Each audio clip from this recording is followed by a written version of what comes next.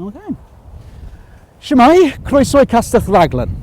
I'm Jim, I'm one of the custodians here looking after the monument, and going to give you a brief little guide to some parts of the castle. Hopefully you can see, give you a taste. Currently we're standing on what's called the bowling green, which is part of the leisure facilities of the castle. It's where the wealthy and to-do will play bowls to pass some time. Over to my left, to your right, you can see the Great Tower. It's the Yellow Tower of Gwent, as it was known, when the sun shone on it. This is the oldest part of the castle, started in 1435 by a man called William ap Thomas, who'd married very well and done quite well for himself fighting in France. You might notice some of the scaffolding and ropes and the ladders. We've actually got some valuable conservation work going on at the moment. So while you might think of these monuments as static and almost immortal, they are very complex and sensitive things. They require constant maintenance to keep them in one piece and to keep them safe for you. As I said, the tower itself started in 1435, but the castle was an ongoing project for nearly 2 centuries. And generations of the family poured all sorts of money and resources and influence they could into it. And in fact, the result is this: the largest castle built by a Welshman and a Welsh family in Wales, well, in Britain. However, Raglan was never really intended as a fortification. You might be used to other castles like Chepstow and Caerphilly, which were very much military structures. This one was a luxury home. And just looking around you, you can see the gorgeous landscape of the Vale. This area was perfectly safe and secure. It didn't need a castle to protect it, but instead it was the perfect place for a luxury, wealthy home. You can even see, if you look down around the base of the Great Tower, this moat, still fed by the same underground spring that it was when it was first designed. The pathway running around the outside, designed for promenades, the go-to leisure activity for the Elizabethans.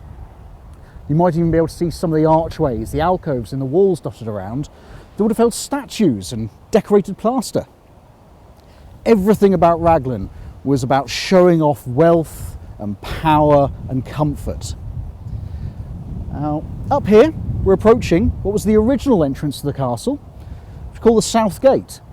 After a while, they decided to remodel and reshape the castle and move it round to the far side, to the more iconic twin-towered gatehouse you might be more familiar with.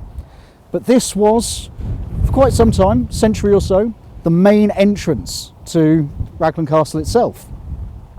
And visitors coming up would see this gorgeous carved stone archway, heavy oaken doors, iron-bound, and with the Great Tower looming over them on the right-hand side. As we approach, you can even see more towers flanking. Everything about it was to give this sense of grand strength, because while it wasn't meant to be used as a fortification, it still needed to give some of the airs of one. And as we come through into the South Gate, you can even see some of these archways, the grooves, which would have held not just the doors, but a huge wooden portcullis, this spiked grille reinforced with iron. All these things could make it much harder to get into the castle. And into this foyer area, a bit sheltered, but you could even see some of the fine stonework left over. And this is just the entrance hall. The arches and some of the doorways in the rooms above show you just a little bit of what the castle would have been like in its heyday. And coming through the South Gate, through the fine stonework, another set of doors, another portcullis, we enter what we call the Fountain Court. Now, the eponymous fountain itself is sadly no longer here. However, we do have reconstructions of it. But this was the luxurious heart of the castle. All around where I stand now, you can see the remains of the private apartments. The fireplaces, roaring, would have kept these places cosy and warm. It's where guests and the family would have stayed.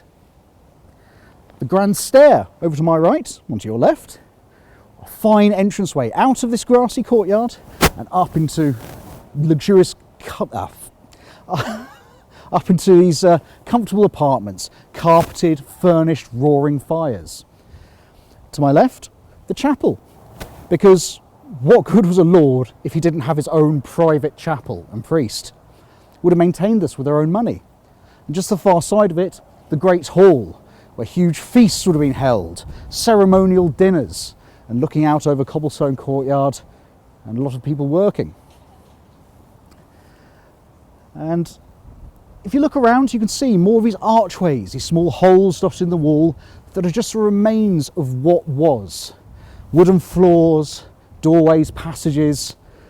This place would have been teeming with life all throughout, which all sadly came to an end in 1646, at the end of a 13-week siege during the Civil War. The castle had to surrender and everyone left. Later on, the family needed some money, and having abandoned Raglan Castle, decided to sell licence to quarry to some of the locals. And so, the vast majority of the damage and the loss you see here, it's actually people who'd paid to take away building materials. A lot of Raglan village itself is actually built out of the castle. But what we have left is something magnificent, and we hope to keep it for many generations to come.